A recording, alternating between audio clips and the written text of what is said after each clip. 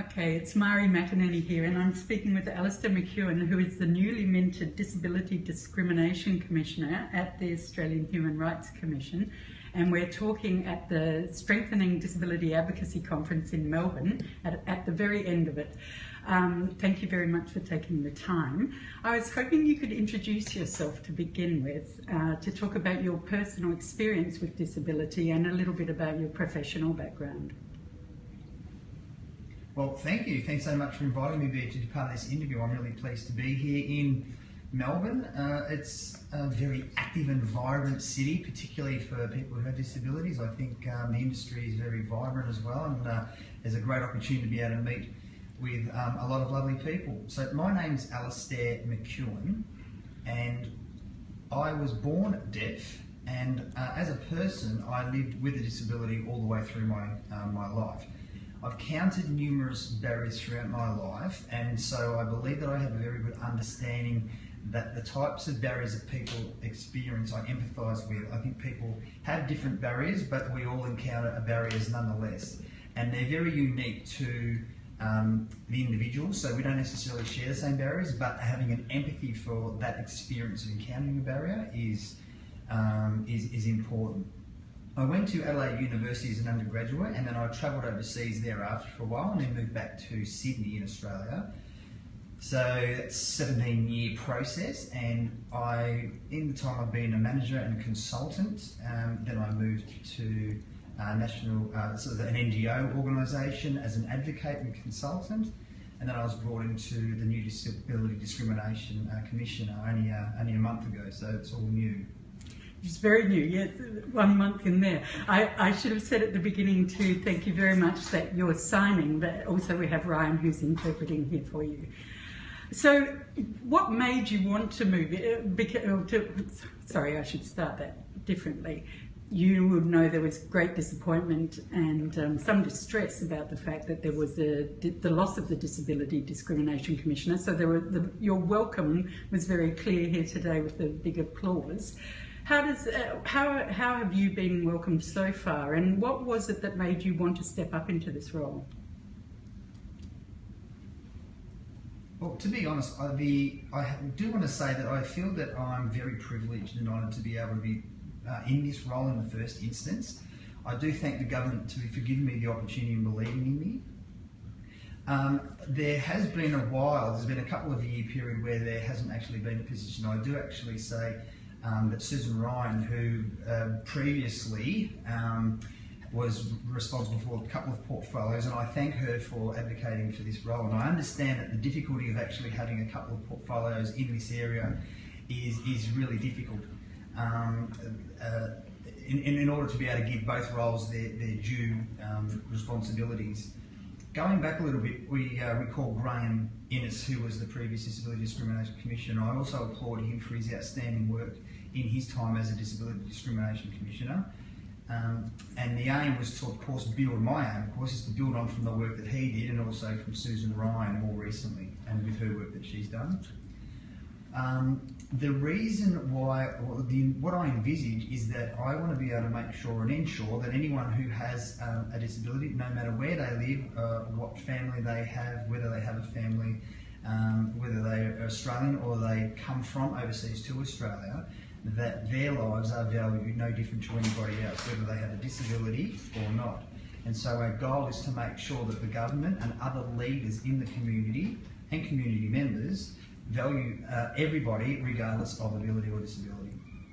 And so therefore within that, then what the emerging priorities so far, certainly at this conference we've heard a lot about concerns about employment, and also the fact that, you know, from an economic point of view, that if 10% more people with disability were employed, that would actually pay for the NDIS. And another big issue has been around schools, about the segregation of kids with disabilities, whether in special schools or not. Do they fit with your priorities? Well, absolutely.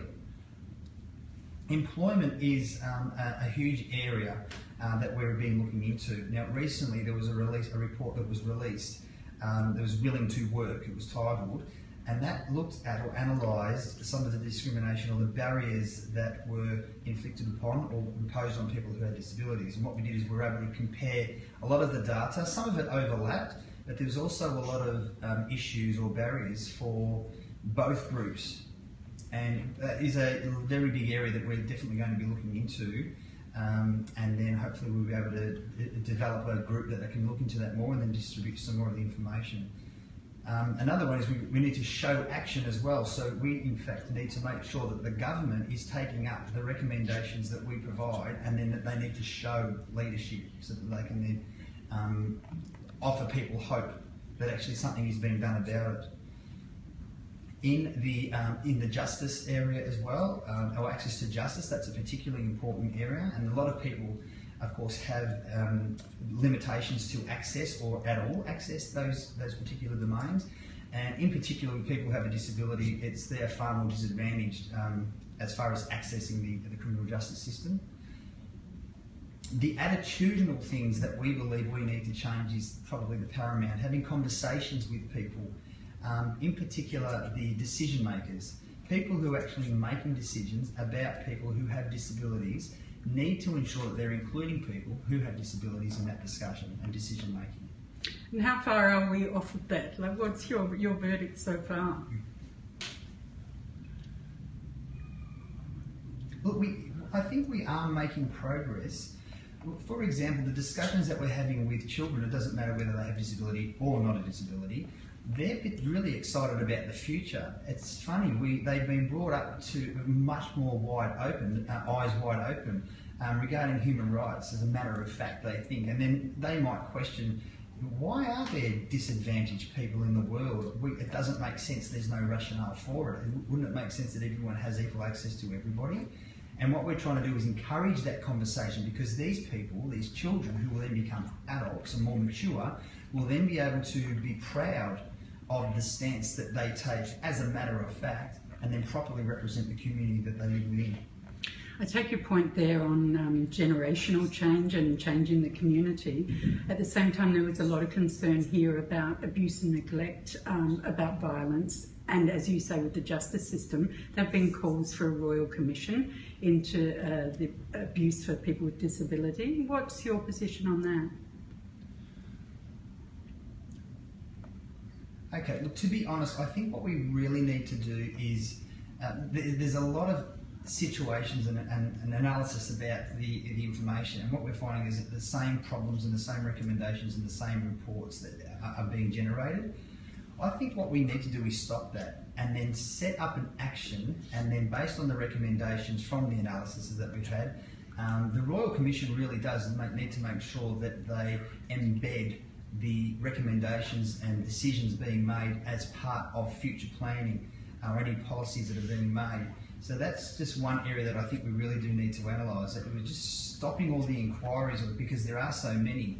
And I know that the local and state and the national levels, there's so many inquiries at the moment, and I think it would be nice if we just held on, because we're coming up with the same recommendations, and then we develop something and we actually do something about those recommendations rather than continually having some of these inquiries.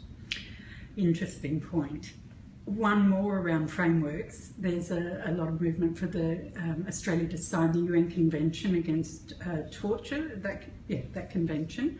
Can you say what the benefits of that would be for people with disabilities? Where do you see it really playing out? So my understanding is that Australian government is wholly committed for the actual process and to adopt the UN Convention as it applies to torture, and to ensure that we stop torture full stop. The impact on people who have disabilities, based on the information that I've been received, is that there is a lot of torture and restraints, and that people have been locked away in situations that's totally inhumane. And so based on all that information, but if the Australian were to ratify that, I think that would be excellent, because that will then impact and then allow us, give us the capacity to include an Australian law that will then be able to govern or offer a framework that will then protect the people who have disabilities in those situations. A lot of work to be done. Well, yeah. Thank you. I thank you so much for your time, and I didn't say at the beginning, congratulations on your appointment, and we look forward to seeing your work in future. And thank you, Ryan, also for interpreting. Thank you so much.